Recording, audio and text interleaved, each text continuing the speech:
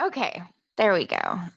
Um, you can tell that I don't do this all the time, right? I'm not as good as Bodhi. She's got it down to like an art, and I'm like, oh yeah, I'm supposed to record. Okay, so today we are going to be talking about the angelic realms. And this one is actually one of my favorite things to talk about. So I think that's why Bodhi was like, I think this will be a good one for you to talk about because this is one of my favorites. So the angelic realms are the upper currents of creation. They are the luminous strata of order, music, and divine intelligence. They are not simply the heavens, but the architecture of divine will made manifest. To walk among them is not to seek power, but to understand harmony, service, and balance. The shaman does not visit as a conqueror, but as a student. The angelic realms are a little bit different from a lot different from pretty much all of the other realms that we've talked about so far. This is the uppermost realm. A lot of shamans really don't ever go to this realm. Typically, as shaman, most of what we do are in the lower realms. When you're sent in for people or for petition work, those things are done in the lower realms. So a lot of shamans don't ever visit the angelic realm. Um, I think, in terms of like me and Bodhi, we've talked about this before because, we have differences. Well, I wouldn't say differences of opinions in dealing with angels. They are a lot different than dealing with demons. With demons, you kind of can make deals with them um, on face value. It's, I want this, the price is this, I agree to pay that price, our deal is done, etc. But dealing with angels is a little bit different because they don't play by the same rules. They can be really tricky in terms of when you're making a deal and you think you're getting something, but it winds up not being that at all. You will find that sometimes when you're dealing with angels, they will give you well, I did say that I was going to give you that thing, but it's not really in your best interest to know that or to have that. So I'm just not going to give you that now. Or it's beyond your comprehension as a human. So I decided not to give you that knowledge. Or they will give you something with a completely unforeseen consequence and give you the whole, well, it's better for you to learn your lesson this way kind of thing. Um, Most of the work that I have done in terms of angels is in regards to exorcism work. A lot of people don't know that every demon has a corresponding angel that you can petition or summon to help you deal with with a specific demon when you're trying to get rid of them. So most of the time when a shaman goes into these realms, it is specifically for retrieval of someone or to petition for help in removing a demonic entity. That's why I say a lot of shamans don't ever go into this realm or go in very rarely. The location of the angel realms is the uppermost vibrational plane of the astral. It is above the middle world and it's overlapping the fields of the ascended masters, the celestial court, and the divine archetypes. The essence of the angel realms is order, radiance, it's pure frequency. Light here is not just illumination, it is sentient. Um, there's no other way like to really describe that. But it's like the way that people say that they feel light in, let's say, like near death experiences. It's a little different than like, oh, the light is warm and it's calming. This is a whole different being. It's almost as if it is a being in and of itself. The purpose of the angel realms is to maintain balance between cosmic law and the manifest world. This translates divine energy into forms. The tone of the angel realms is stillness, a harmonic sound, and the geometry of living light. This is not, you can see, I guess, the contrast in terms of the other realms that we've talked about so far in this class. This realm is as close, as you can get in terms to what people would talk about being like that heavenly realm that we talk about, when people say, I saw heaven and it is this bright light and you feel things you've never felt before, you see colors that you've never seen before. It is like that. This is like the colors are alive, the light is alive. Everything in this realm you feel in a different way than you do anything else.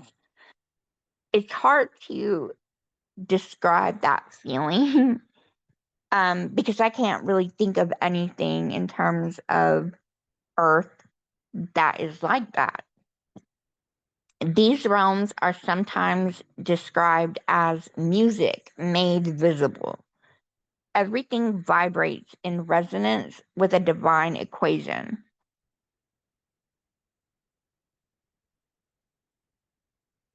Next, we're going to go into kind of like a little bit of the rules and like why humans can only access certain realms. The angelic realms are gradations of frequency. Lower levels of the astral vibrate near the human soul's resonance and can be reached safely through trance, dream, or invocation. You know, sometimes it's as simple as us, drinking some tea and going to bed, and we can access lower realms very easily. There are a lot of us who do this on a regular basis, sometimes every night. It's easier because it's more in line with our own natural frequency.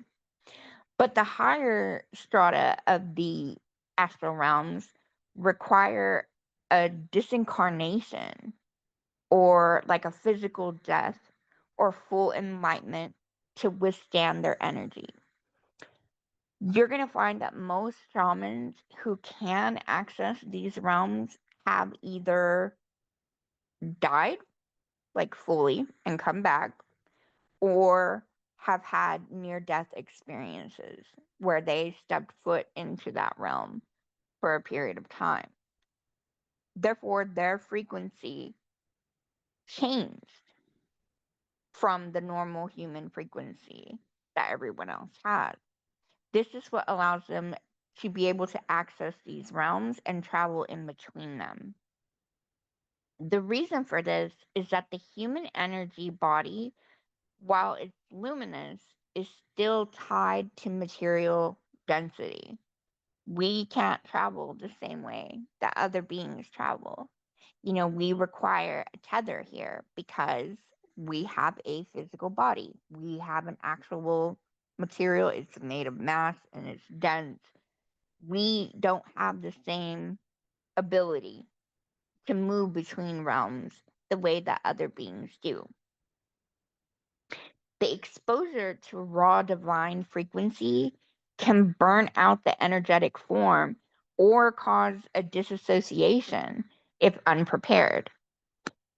The closest way that I can, I guess, relate this to is if you've ever tried a hallucinogen that made you go through like an ego death. That's kind of the same thing where if you're not prepared to go into that realm, if the frequency was raw and you were coming at it from a fully human frequency, you experience that same kind of disassociation and like pulling out of your being that you do when you have taken something that is creating an ego death for you. It's like standing near the sun from afar. It gives life. But if you're too close to it, it consumes you. We are not made to be in those realms as human beings.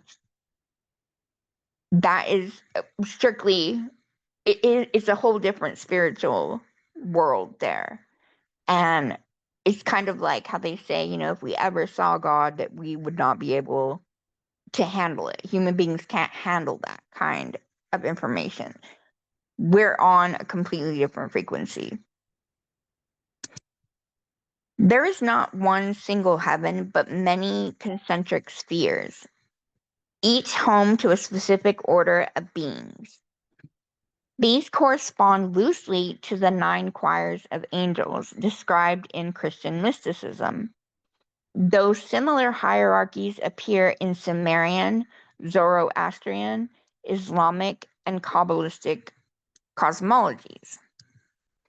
The lower angelic fields are more accessible realms. The first fields are the fields of dawn. These are the guardian and healing realms of the angel realm. They are like meadows of radiant mist and crystalline rivers. Their purpose is to be used as a gateway for human contact and healing.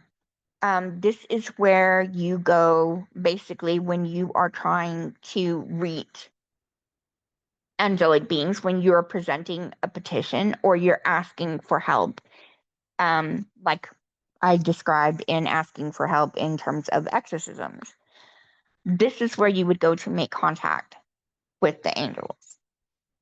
The beings that you're going to find in the fields of dawn are the guardian angels, which are assigned to protect human souls at birth,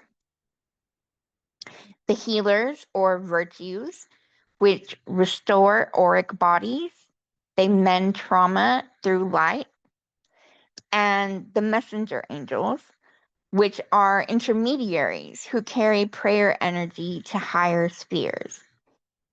So this is also, think of it like when you are asking Saint Michael to come into a working or into into a situation to help you to restore someone's health, and you're petitioning Saint Michael to go above that, carry that message into higher spiritual realms that you cannot access as a shaman. This is where you would do that. Typically, why a shaman visits these realms are to restore personal or client energy, to request protection or clarity, or to deliver offerings of gratitude or divine guidance. So this is also where you would go back after you petitioned angels for help in a working or in a ritual, and they've come through for you. You go back here to deliver your thanks, to give offerings of gratitude, and pay your respects. The next realm is the courts of radiance, or these are vast halls of white gold light, of pillars of singing fire, with banners of moving geometry. The beings that you're going to find in the Courts of Radiance are archangels, which are forces of divine law. Each govern an aspect of existence. So healing is governed by Raphael, protection is governed by Michael, communication is governed by Gabriel, and transformation is governed by Metatron and others. The next would be legions or choirs. These are bands of coordinated angels who serve specific archangels. Most of us have watched a horror movie where you see like a demon, or it says, this demon commands 6 legions of hell. This is basically the same thing in terms of the angelic realms. These are multiple organized groups of angels who serve an archangel. Why a shaman typically visits these realms is to seek direct counsel or to strengthen alignment with divine order, or to receive instruction on spiritual warfare, healing modalities, or planetary service. There may be times where you are dealing with a client who needs very specific kinds of help with protection, or you're trying to restore them after or even during an exorcism, and you have a question. There is something that you don't quite understand about the way that a person is presenting, or why you can't seem to get something done on behalf of that client. This is where you would go to get guidance from these angels, or from the archangels, on how to do that. This is where we go typically most of the time in terms of exorcism work, because this is the realm of spiritual warfare. This gives us, how do we particularly attack this certain demon? What are the prayers? What are the invocations? What is the specific way that we call this demon out of this person, etc.? This is where you would do that type of work. The next realms that we're going to be talking about are the realms that are located in the mid-angelic fields. These are restricted realms. The realm of thrones and dominions is regions of perfect symmetry, with massive rings of fire, spinning wheels of eyes, sentient geometric forms of pure cognition. The beings that you're going to find there are thrones, which are manifestations of divine justice. They see all of the karmic records. And dominions, which are the administrators who maintain order between realms. They assign duties to lesser angels. So it's kind of the same way that we were talking about with the choirs that serve underneath the archangels. Here, the dominions are the ones who kind of set those duties to lesser angels to be done. Typically, why humans rarely enter these realms are that their frequency is too intense. Visions here can cause overwhelming euphoria or total ego dissolution. The presence of eyes everywhere confronts every hidden part of the soul at once. No secrets remain in this realm. This is kind of what I was talking about in the beginner class, where I talked about, making sure when you are working or traveling in these realms, being completely pure, not having anything, any kind of stain, any kind of secret, anything that can be used against you.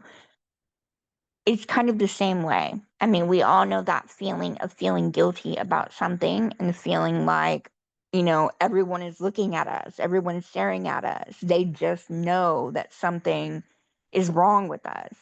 That's that's the feeling that we're talking about in that realm, which is why a lot of humans don't enter that realm.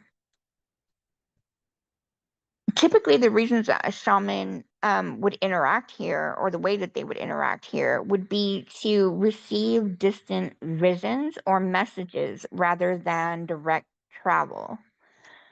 Experienced shamans sometimes glimpse thrones in symbols like rings, eyes, or patterns of light. Um, the way that I also like to describe the way that this realm looks is most of us have seen those illustrations of angels where it's like a giant eyeball with rings rotating around them, and they have wheels and a bunch of wings, but it doesn't look anything like the angels that we see typically depicted everywhere, that are these beautiful, radiant beings with gorgeous, faces and the flowing, curly blonde hair, that kind of thing. It is the eyes with the wheels and fire and wings, that kind of thing. The realms of power is the next area, and those are fields of golden lightning. It's the spiritual border between the angelic and demonic planes. The beings that you're going to find in these realms are powers, which are warrior angels who guard cosmic thresholds and balance opposing forces. They watch over the gates between creation and corruption. These are like your front line of defense angels that kind of guard that realm in between the angelic and demonic.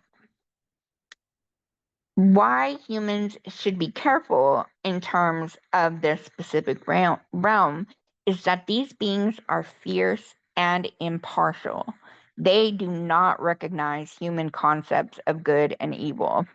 It's kind of what I was talking about in the beginning, where you present something to this angel and they may tell you that they agree to something, but then later give you the, what, that was your version of this. You don't really need that knowledge, or you don't really need what you're asking for, or that's not really in the best interest of you, so I'm not going to fulfill that. They don't care. The way that you petition, how I said that you needed to basically present your case like you would as an attorney. Here's my evidence. Here's why I need this. They don't care what your perception of the situation is. They're absolutely going to go with what is is right and wrong for them. Entering uninvited can be seen as an intrusion. When I say that they are like the first line of defense, they are those guards that you got to get past. Basically, that's what I'm talking about here. If you show up uninvited, it can be a problem. You need to tread very carefully when dealing with that realm and those beings. Shamans will typically visit this realm, um, or the purposes of visiting this realm. They're rarely visited unless performing a planetary cleansing or interdimensional repair. Contact made only under divine sanction or clear protection from higher guides. The next area are the upper angelic fields. These are inaccessible to the living. Um, the seraphic realms are seraphim and cherubim, are infinite flames of love and knowledge, binding in their brilliance, perceived as vibrating color or sacred fire. The beings that you will find there are the seraphim or the burning ones. These are beings of pure devotion and love. They sing creation into being. And the cherubim, guardians of divine mysteries, depicted with four faces: human, ox, lion, and eagle. Why humans are not allowed in these realms are that their vibration here dissolves individuality. Only liberated souls can exist without form. Living visitors risk energetic annihilation or absorption. We simply cannot exist in this realm. Occasional contact through music, light phenomena, or overwhelming visions of love, brief glimpses filtered through archangel intermediaries, are kind of occasional contacts that can be made with this realm or the beings in this realm. The celestial force fields are the next area of this realm. These are the heart of divine consciousness, beyond duality, color, or sound. In terms of the beings that you'll find there are no individual beings in this realm. They all merge into unity. Only post mortem access is allowed in this realm or through full ascension experiences. This is basically the final destination of soul evolution. It's not a place that you can just visit. It is a place that you go to become. Some of the cautions of the angelic realm are frequency overload, which is overexposure to high vibrational energy that can cause extreme fatigue, disorientation, or energetic burns. Um, that is some real that is some real stuff. If you ever do angelic work in the astral, it you're knocked out. You are knocked out for days. And there can be almost like a hangover that lasts for weeks after. The experiences there are so intense and it pulls so much from you that it does take a long time to get over. Plus, there is some processing that has to happen after you have been in these realms. So it does take you a while after coming back to fully kind of integrate that and get over the things, process the things that you've seen and done there. Um, the next thing is an ego distortion. Contact with radiant beings can inflate self importance. Humility is essential. Every one of us has come across someone who has done things and suddenly their ego is out of control. These are the shamans or practitioners who tend to kind of go down a dark path and things don't work out very well for them afterwards. It's very important for you to understand that you're a guest there. Um, you're being allowed access, and you need to always maintain that humility and be so incredibly respectful and reverent of being even allowed in these spaces. The next caution is false light entities. So not all shining beings are angelic. There are parasitic or trickster spirits that sometimes mimic divine light. This is something that you really need to be aware of when you're going into this realm. A lot of people think that the angelic realms are only inhabited by angelic beings or creatures of the divine. That is not true. True angels inspire calm, clarity, and compassion, but false ones flatter, demand devotion, or feed fear. These are some of the ways that you can kind of tell who you're dealing with when you're in these realms. The next caution that I want to leave you with is on energetic boundaries. Never ever promise lifelong service or create or be a part of any soul binding contracts to any being, period. Any being. Genuine angels do not require servitude. This goes along with the trickster spirit.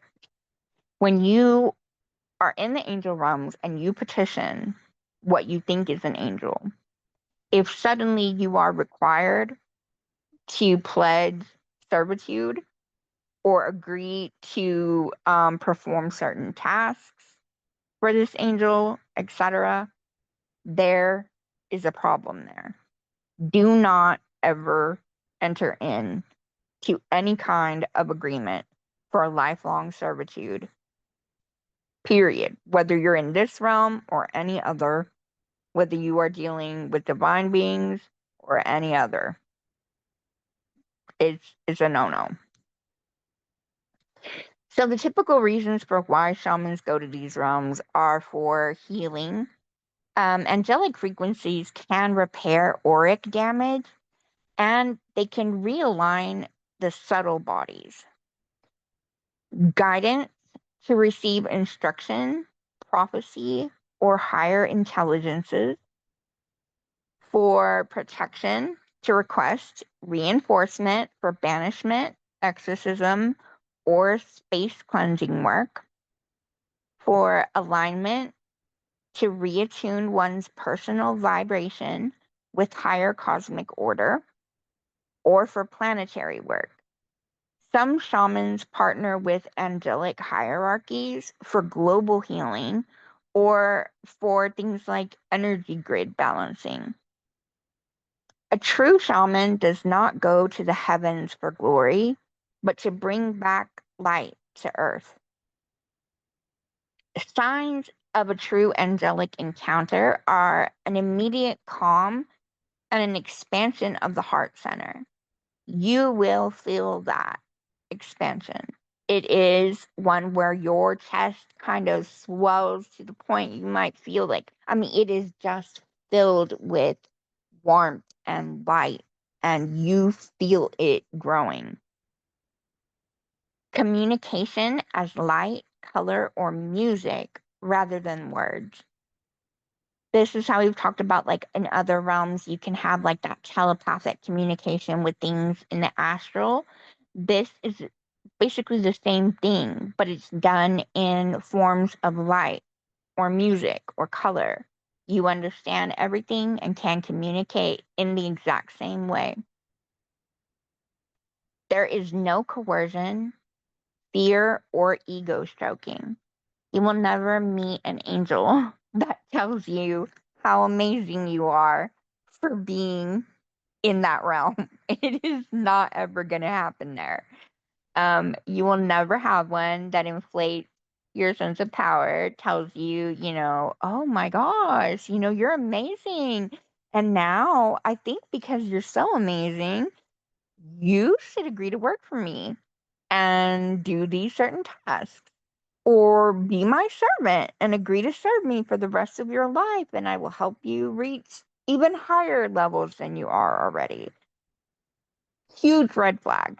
Like, huge. That is not an angelic being. Afterward, you will have a sense of clarity, compassion, humility. Never ever will you be left feeling confusion or an exhaustion of your spirit. When I say that you can come back and be physically exhausted, that's one thing.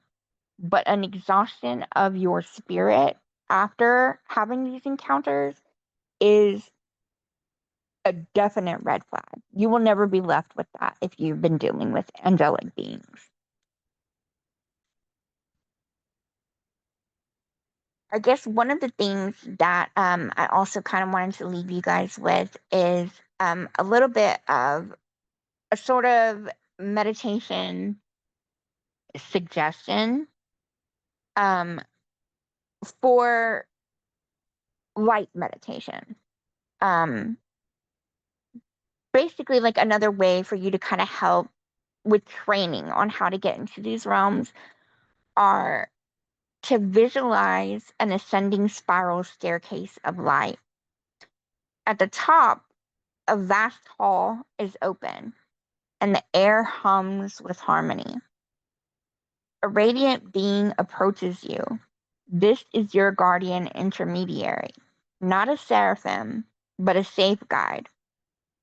Ask them, what message of alignment do I need right now?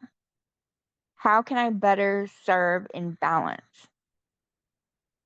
Record the things that come to you during this meditation, whether it's images, kinds of music that you might hear, anything that comes to you during these meditations. That is going to help you kind of tune into that frequency for preparation of how to kind of go in and out of those realms, aligning your frequency with them. Thank them for whatever guidance you have received and descend the staircase and ground fully into your body. It is so important every time that you're in these realms to ground yourself fully afterwards. Eat or drink something earthy. Things like bread, chocolate, or like root vegetables. Write impressions immediately. Angelic messages tend to fade really quickly. So the sooner you can get that in your notebook or journals, the better it will be.